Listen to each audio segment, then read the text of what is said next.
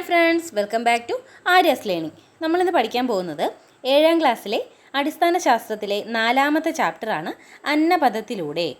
ഒന്നാമത്തെ ചോദ്യം, പ്രകാശ സംശ്ലേഷണം നടക്കുമ്പോൾ സസ്യങ്ങൾ സ്വീകരിക്കുന്ന വാതകം ഏതാണ്? Carbon dioxide. പ്രകാശ സംശ്ലേഷണം നടക്കുമ്പോൾ സസ്യങ്ങൾ സ്വീകരിക്കുന്ന വാതകമാണ് കാർബൺ ഡയോക്സൈഡ്. ആന്തരപരാഗത്തിന് ഉദാഹരണമാണ് ഡാഷ്. വിര. വിര എന്താണ്? ആന്തരപരാഗത്തിന് ഉദാഹരണമാണ്. ഇനാമലിൻ്റെ നാശത്തിന് കാരണമാകുന്ന ആസിഡ് ഏത്? Lactic acid. ഇനാമലിൻ്റെ നാശത്തിന് കാരണമാകുന്ന ആസിഡാണ് ലാക്റ്റിക് ആസിഡ്. ദഹിച്ച ആഹാരത്തിലെ പോഷക ഘടകങ്ങൾ രക്തത്തിലേക്ക് ആഗിരണം ചെയ്യപ്പെടുന്ന ഭാഗം ചെറുകുടൽ. ദഹിച്ച ആഹാരത്തിലെ പോഷക ഘടകങ്ങൾ രക്തത്തിലേക്ക് ആഗിരണം ചെയ്യപ്പെടുന്ന ഭാഗമാണ് ചെറുകുടൽ. ചെറുകുടലിൻ്റെ ഏകദേശ നീളം എത്രയാണ്? 6 മീറ്റർ. ചെറുകുടലിൻ്റെ ഏകദേശ നീളം 6 മീറ്റർ. ധാതു ലവണങ്ങൾ അടങ്ങിയ ജലത്തിൻ്റെ ആഗിരണം നടക്കുന്ന ഭാഗം ഏതാണ്? വൻകുടൽ. ധാതു ലവണങ്ങൾ അടങ്ങിയ ജലത്തിൻ്റെ ആഗിരണം നടക്കുന്ന ഭാഗം ഏതാണ്? വൻകുടൽ. ഇനി പൂർണ്ണപരാഗത്തിന് ഉദാഹരണമാണ് മൂടില്ലാത്താളി. പൂർണ്ണപരാഗത്തിന് ഉദാഹരണം മൂടില്ലാത്താളി. അർദ്ധപരാഗത്തിന് ഉദാഹരണമാണ് ഇത്തിൾ ചെടി, ചന്ദനം. അർദ്ധപരാഗത്തിന് ഉദാഹരണം ഇത്തിൾ ചെടി, ചന്ദനം. ശവോപജീവികൾക്കുദാഹരണമാണ് മോണോട്രോപ്പ. ശവോപജീവികൾക്കുദാഹരണമാണ് മോണോട്രോപ്പ. അപ്പോൾ പൂർണ്ണപരാഗത്തിന് ഉദാഹരണം മൂടില്ലാത്താളി, അർദ്ധപരാഗത്തിന് ഉദാഹരണം ഇത്തിൾ ചെടി, ചന്ദനം. ശവോപജീവികൾക്കുദാഹരണമാണ് മോണോട്രോപ്പ. ഇനി ജലത്തിനും ലവണത്തിനും വേണ്ടി സ്ഥിതി ചെയ്യുന്ന സസ്യത്തെ ആശ്രയിക്കുന്ന ചെടിയാണ് ഇത്തിൾ ചെടി. ജലത്തിനും ലവണത്തിനും വേണ്ടി സ്ഥിതി ചെയ്യുന്ന സസ്യത്തെ ആശ്രയിക്കുന്നത് ഇത്തിൾ ചെടി.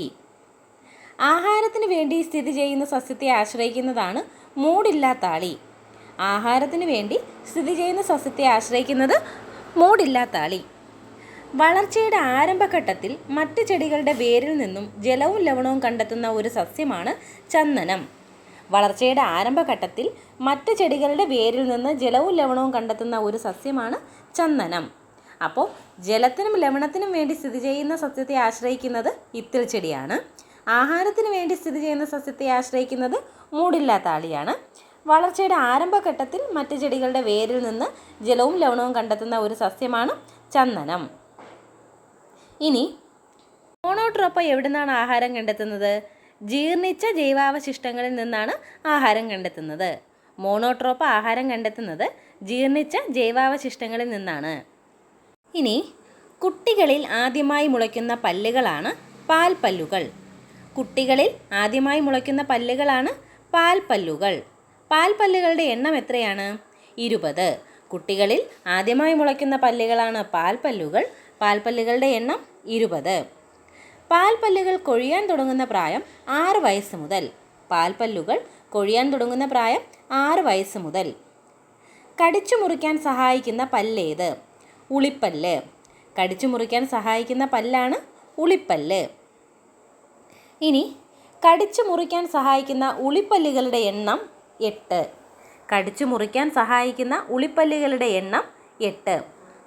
കടിച്ച് കീറാൻ സഹായിക്കുന്നത് ഏത് പല്ലാണ്? കോമ്പല്ലാണ്. കടിച്ച് കീറാൻ സഹായിക്കുന്ന കോമ്പല്ല് എത്ര എണ്ണം ഉണ്ട്? 4 എണ്ണം. അപ്പോൾ കടിച്ചു മുറിക്കാൻ സഹായിക്കുന്ന പല്ലാണ് ഉളിപ്പല്ല്. ഉളിപ്പല്ലിൻ്റെ എണ്ണം 8.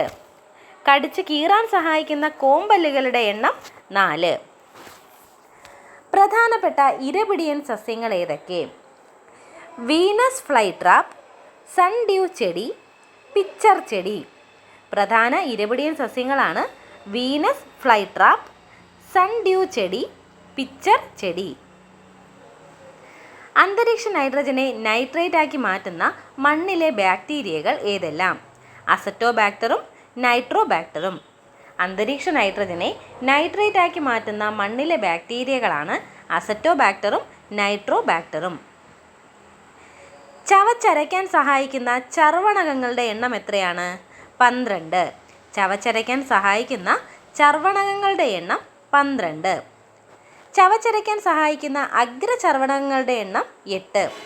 ചവച്ചരയ്ക്കാൻ സഹായിക്കുന്ന അഗ്രചർവണകങ്ങളുടെ എണ്ണം 8. അപ്പോൾ ചർവണകങ്ങളുടെ എണ്ണം 12ഉം അഗ്രചർവണകങ്ങളുടെ എണ്ണം 8. ഇനി ആഹാരത്തിൻ്റെ ദഹനം ആരംഭിക്കുന്നത് വായിൽ വെച്ചാണ്. ആഹാരത്തിൻ്റെ ദഹനം ആരംഭിക്കുന്നത് വായിൽ വെച്ചാണ്. ആഹാരത്തിൻ്റെ ദഹനം പൂർത്തിയാകുന്നത് ചെറുകുടലിൽ വെച്ചാണ്. അപ്പോൾ ആഹാരത്തിൻ്റെ ദഹനം ആരംഭിക്കുന്നത് വായിൽ വെച്ചും ആഹാരത്തിൻ്റെ ദഹനം പൂർത്തിയാകുന്നത് ചെറുകുടലിൽ വെച്ചുമാണ്. വൻകുടലിൻ്റെ നീളം എത്രയാണ്? 1.5 മീറ്റർ ആണ്. വൻകുടലിൻ്റെ നീളം 1.5 മീറ്റർ ആണ്. ഇനി രക്തത്തിലേക്ക് എത്തുന്ന ഘടകങ്ങൾ ഏതെല്ലാമെന്നാണ്. ശ്വാസകോശത്തിൽ നിന്ന് ഓക്സിജൻ, ചെറുകുടലിൽ നിന്നും പോഷക ഘടകങ്ങൾ, കരളിൽ നിന്ന് യൂറിയ, കോശങ്ങളിൽ നിന്നും കാർബൺ ഡൈ ഓക്സൈഡ്. അപ്പോൾ രക്തത്തിലേക്ക് എത്തുന്ന ഘടകങ്ങൾ ഏതൊക്കെയാണ്? ശ്വാസകോശത്തിൽ നിന്ന് ഓക്സിജൻ, ചെറുകുടലിൽ നിന്നും പോഷക ഘടകങ്ങൾ, കരളിൽ നിന്ന് യൂറിയ, കോശങ്ങളിൽ നിന്നും കാർബൺ ഡൈ ഓക്സൈഡ്. പോഷണ പ്രക്രിയയിലെ ആദ്യ ഘട്ടം ഏതാണ്? ആഹാര സ്വീകരണം. പോഷണ പ്രക്രിയയിലെ ആദ്യ ഘട്ടമാണ് ആഹാര സ്വീകരണം. ആഹാരത്തിലടങ്ങിയ ജൈവഘടകങ്ങളെ ശരീരത്തിന് സ്വീകരിക്കാൻ കഴിയുന്ന ലളിത ഘടകങ്ങളാക്കുന്ന പ്രക്രിയയാണ് ദഹനം. ആഹാരത്തിലടങ്ങിയ ജൈവഘടകങ്ങളെ ശരീരത്തിന് സ്വീകരിക്കാൻ കഴിയുന്ന ലളിത ഘടകങ്ങളാകുന്ന പ്രക്രിയയാണ് ദഹനം. അപ്പോൾ പോഷണ പ്രക്രിയയിലെ ആദ്യ ഘട്ടമാണ് ആഹാര സ്വീകരണം. ആഹാരത്തിലടങ്ങിയ ജൈവഘടകങ്ങളെ ശരീരത്തിന് സ്വീകരിക്കാൻ കഴിയുന്ന ലളിത ഘടകങ്ങളാക്കുന്ന പ്രക്രിയയാണ് ദഹനം. ശരീരത്തിലെ അരിപ്പകൾ എന്നറിയപ്പെടുന്നത് എന്താണ്? വൃക്ക. ശരീരത്തിലെ അരിപ്പകൾ എന്നറിയപ്പെടുന്നത് വൃക്ക. ഇനി പോഷണ പ്രക്രിയയിലെ ഓരോരോ സ്റ്റെപ്പുകളാണ്. ആദ്യം ആഹാര സ്വീകരണം, പിന്നെ ദഹനം, ആഗിരണം, സ്വാംശീകരണം, വിസർജനം. പോഷണ പ്രക്രിയയിലെ ആദ്യത്തെ പാർട്ടാണ് ആഹാര സ്വീകരണം, ദഹനം, ആഗിരണം, സ്വാംശീകരണം, അവസാനം എന്താണ്? വിസർജനം.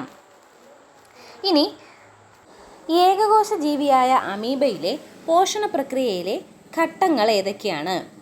ആഹാര സ്വീകരണം, ദഹനം, ആഗിരണം, വിസർജനം.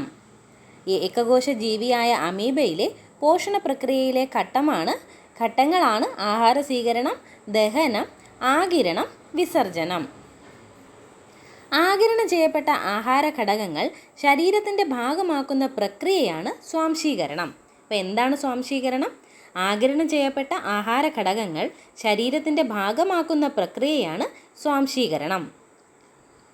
രക്തത്തിൽ നിന്നും യൂറിയ, അധികമുള്ള ജലം, ലവണങ്ങൾ എന്നിവ അരിച്ചുമാറ്റി മൂത്രരൂപത്തിൽ പുറന്തള്ളുന്ന അവയവമാണ് വൃക്ക. രക്തത്തിൽ നിന്നും യൂറിയ, അധികമുള്ള ജലം, ലവണങ്ങൾ എന്നിവ അരിച്ചുമാറ്റി മൂത്രരൂപത്തിൽ പുറന്തള്ളുന്ന അവയവമാണ് വൃക്ക. ഇനി ശാരീരിക പ്രവർത്തന ഫലമായി ഉണ്ടാവുന്നതും ശരീരത്തിന് ആവശ്യമില്ലാത്തതുമായ വസ്തുക്കളെ പുറന്തള്ളുന്നതാണ് വിസർജനം. ശാരീരിക പ്രവർത്തന ഫലമായി ഉണ്ടാകുന്നതും ശരീരത്തിന് ആവശ്യമില്ലാത്തതുമായ വസ്തുക്കളെ പുറന്തള്ളുന്നതാണ് വിസർജനം. സ്വാംശീകരണം എന്തായിരുന്നു? ആഗിരണം ചെയ്യപ്പെട്ട ആഹാര ഘടകങ്ങൾ ശരീരത്തിൻ്റെ ഭാഗമാകുന്ന പ്രക്രിയയാണ് സ്വാംശീകരണം. ദഹിച്ച ആഹാരം ശരീരം സ്വീകരിക്കുന്ന പ്രക്രിയയാണ് ആഗിരണം. ദഹിച്ച ആഹാരം ശരീരം സ്വീകരിക്കുന്ന പ്രക്രിയയാണ് ആഗിരണം. അപ്പോൾ 3 പോയിന്റ് പറഞ്ഞു. ഒന്ന് വിസർജനം, ശാരീരിക പ്രവർത്തന ഫലമായി ഉണ്ടാവുന്നതും ശരീരത്തിന് ആവശ്യമില്ലാത്തതുമായ വസ്തുക്കളെ പുറന്തള്ളുന്നതാണ് വിസർജനം. സ്വാംശീകരണം എന്താണ്? ആഗിരണം ചെയ്യപ്പെട്ട ആഹാര ഘടകങ്ങൾ ശരീരത്തിൻ്റെ ഭാഗമാക്കുന്ന പ്രക്രിയയാണ് സ്വാംശീകരണം. ദഹിച്ച ആഹാരം ശരീരം സ്വീകരിക്കുന്ന പ്രക്രിയയാണ് ആഗിരണം. ഇനി carbon, hydrogen, phosphorus, nitrogen, sulphur, calcium, ഇരുമ്പ് തുടങ്ങിയവ സസ്യങ്ങൾക്ക് കൂടിയ അളവിൽ ആവശ്യമായ മൂലകങ്ങളാണ്. മണ്ണിലെ ബാക്ടീരിയകൾ, അതായത് അസറ്റോബാക്ടർ, നൈട്രോബാക്ടർ എന്നിവ അന്തരീക്ഷ നൈട്രജനെ നൈട്രേറ്റ് ആക്കി മാറ്റും. ചിലതരം മണ്ണിൽ ആസിഡിൻ്റെ അംശം കൂടുന്നത് കൊണ്ടും മറ്റും ഈ ബാക്ടീരിയകൾ ഇല്ലാതെ വരാം. ഇത്തരം മണ്ണിൽ വളരുന്ന ചെടികൾക്ക് നൈട്രജൻ ലഭിക്കില്ല. ഈ സ്ഥിതി മറികടക്കുന്നതിനാണ് ചില ചെടികൾ പ്രാണികളെ പിടിക്കുന്ന കഴിവ് ആർജിച്ചെടുത്തത്. പ്രാണികളുടെ ശരീരം വിഘടിപ്പിച്ച് ഇവ ആവശ്യമായ നൈട്രജൻ സ്വീകരിക്കുന്നു. അപ്പോൾ ഇതിൽ നിന്നുള്ള പോയിന്റ്സ് എന്തൊക്കെയാണെന്ന് ചോദിച്ചാൽ, അന്തരീക്ഷ നൈട്രജനെ നൈട്രേറ്റ് ആക്കി മാറ്റുന്ന മണ്ണിലെ ബാക്ടീരിയകളാണ് അസറ്റോബാക്ടറും നൈട്രോബാക്ടറും. പിന്നെ സസ്യങ്ങൾക്ക് ആവശ്യമായ മൂലകങ്ങൾ എന്തൊക്കെയാണ്? Carbon, hydrogen, phosphorus, nitrogen, sulphur, calcium, ഇരുമ്പ്. ഇനി എന്താണ് പോഷണം? ജീവികൾ ആഹാരം സ്വീകരിക്കുകയും പ്രയോജനപ്പെടുകയും ചെയ്യുന്നതാണ് പോഷണം. ജീവികൾ ആഹാരം സ്വീകരിക്കുകയും പ്രയോജനപ്പെടുത്തുകയും ചെയ്യുന്നതിനെയാണ് പോഷണം എന്ന് പറയുന്നത്. അമിതമായി ജലവും ലവണവും ശരീരത്തിൽ നിന്നും നഷ്ടപ്പെടുന്ന അവസ്ഥയാണ് നിർജ്ജലീകരണം. എന്താണ് നിർജ്ജലീകരണം? അമിതമായി ജലവും ലവണങ്ങളും ശരീരത്തിൽ നിന്ന് നഷ്ടപ്പെടുന്ന അവസ്ഥയാണ് നിർജ്ജലീകരണം. ഇനി പ്രകാശ സംശ്ലേഷണം നടക്കുമ്പോൾ സസ്യങ്ങൾ പുറത്തുവിടുന്ന വാതകം ഏത്? ഓക്സിജൻ. പ്രകാശ സംശ്ലേഷണം നടക്കുമ്പോൾ സസ്യങ്ങൾ പുറത്തുവിടുന്ന വാതകമാണ് ഓക്സിജൻ. മൂത്രത്തിൽ എത്ര ശതമാനം ജലമാണ്? 96%. മൂത്രത്തിൽ 96% ജലമാണ്. ശരീരത്തിലെ പ്രധാന വിസർജന അവയവമാണ് വൃക്ക. രക്തത്തിൽ നിന്ന് യൂറിയ, അധികമുള്ള ജലം, ലവണങ്ങൾ എന്നിവ അരിച്ചുമാറ്റി മൂത്രരൂപത്തിൽ പുറന്തള്ളുന്നു. ഈ പ്രവർത്തനം സുഗമമാക്കുന്നതിന് കുട്ടികൾ ദിവസം 1.5 ലിറ്ററും മുതിർന്നവർ 3 ലിറ്ററും വെള്ളം കുടിക്കേണ്ടത് അത്യാവശ്യമാണ്. ഇനി എന്താണ് വിയർപ്പ്? ത്വക്കിലെ വിയർപ്പ് ഗ്രന്ഥികളാണ് വിയർപ്പ് ഉണ്ടാക്കുന്നത്. ശരീരത്തിൽ അധികമുള്ള ജലവും ലവണങ്ങളും വിയർപ്പിലൂടെ പുറത്തു പോകുന്നു.